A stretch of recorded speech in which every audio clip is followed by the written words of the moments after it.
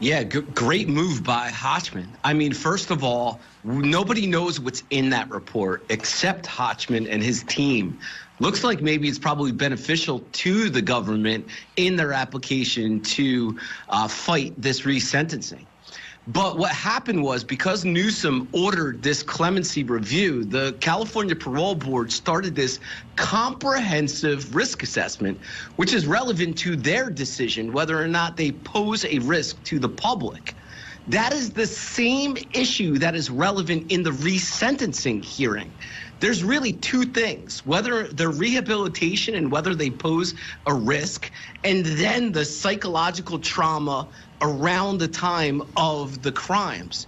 So with that being said, this comprehensive risk assessment will go to one of the two important factors that this resentencing judge has to determine. So Hochman and his team come in and say, there's more evidence. You have to look at the comprehensive facts and circumstances, which include this new report. And it looks like the court halted yesterday and is going to really consider whether or not that should be reviewed. Right.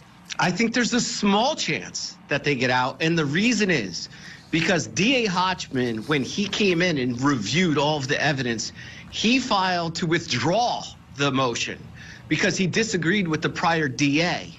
At that point, the judge could have went along with Hochman's motion to withdraw. However, because the court had its own authority to file for the resentencing, he kept it alive.